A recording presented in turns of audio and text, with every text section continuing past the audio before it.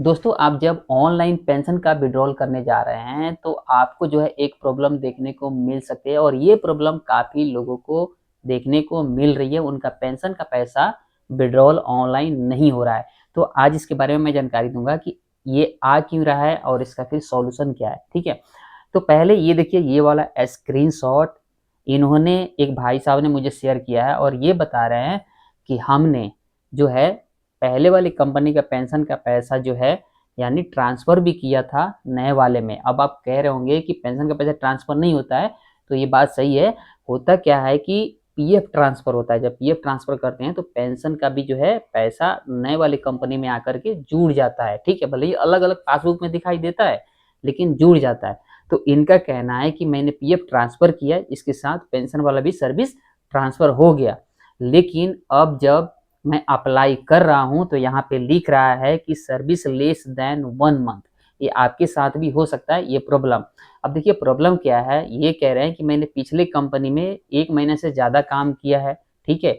और ये जो करंट वाली कंपनी है इसमें 1 महीना से कम की सर्विस है। तो ये बात मैं आप लोगों को बता दूँ कि यदि आपकी सर्विस 30 दिन से कम होती है, 1 महीने से कम होती है, तो आप जो है उसका पेंशन का पैसा नहीं निकाल सकते हैं।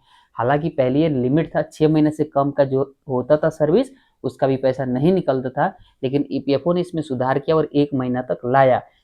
यानी कोई भी अगर सब्सक्राइबर एम्प्लॉयी अगर 1 महीना काम कर लेता है, तो अपना पेंशन का पैसा विथड्रॉल कर सकता है। अब इनके साथ कहानी क्या हुआ है कि पिछले कंपनी में इन्होंने ज़्यादा दिन काम किया है, लेकिन करंट वाले कंपनी में 1 महीने से कम किया है।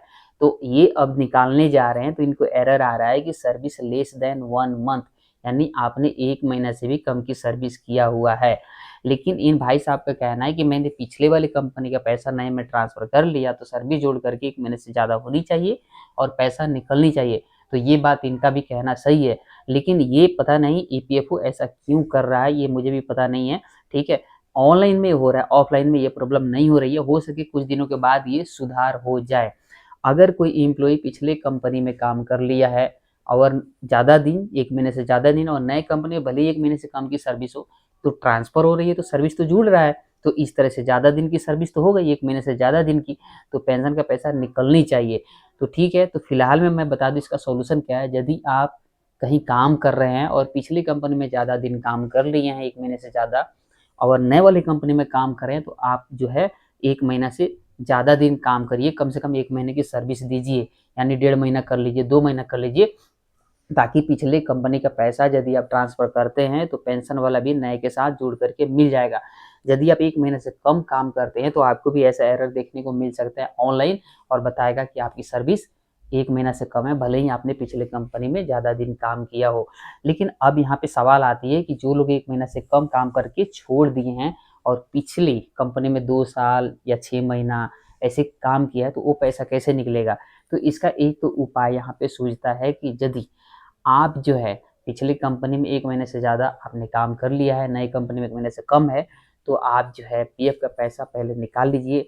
उसके बाद एक बार आप ट्राई कीजिए ऑनलाइन, अगर एरर बताता है, नहीं हो रहा है, तो आप ऑफ़लाइन मोड में फॉर्म 10C फॉर्म जो होता है ऑफ़लाइन में भी होता है, यानी गूगल से डाउनलोड करके आप जो है उसको भर करके पीएफ ऑफ़िस में आप जमा करा सकते हैं। इस तरह से पैसा निकल जाएगा। लेकिन जो लोग अभी काम कर रहे हैं, उनको सावधानी बरतने की ज़रूरत है कि कम से कम वो 1.5 महीना, 2 महीना काम कर लें, ताकि पिछले वाला भी कंपनी का पैसा, जो पेंशन का पैसा एम्प्लॉयर शेयर जिसे कहते हैं, वो वाला भी और करंट कंपनी का एम्प्लॉयर शेयर पेंशन दोनों साथ निकल जाएगा।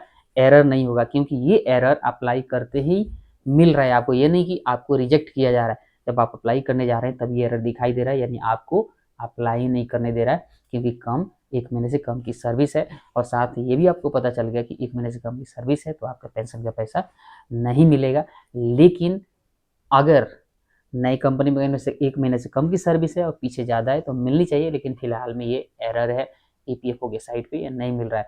तो मैंने ये सॉल्यूशन बताया कि कैसे आपका पेंशन का पैसा निकल सकता है यदि पिछली कंपनी में ज़्यादा है, नई कंपनी में 1 महीने से कम है तो।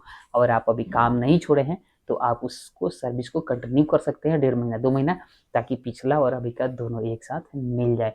तो इसका सॉल्यूशन अब आप लोगों को मिल गया होगा कि आपको क्या करनी चाहिए। फिर भी इसके अलावा कोई भी आपको और एरर मिलता है, तो इसका स्क्रीनशॉट आप ज़रूर भेजिएगा, जैसे ये भाई साहब ने मुझे भेजा था। इसका उसका भी जो है सॉल्यूशन मैं ज़रूर आप लोगों को बताऊँगा। मिलते हैं अगले वीडियो में। तब तक के लिए नमस्कार, बाय। चैनल को पहली बार देख रहे हैं या सब्सक्राइब नहीं किए तो जरूर सब्सक्राइब कर लीजिएगा, ताकि ईपीएफ से अपडेट आप लोगों को समय समय पर मिलता रहे। Bye bye.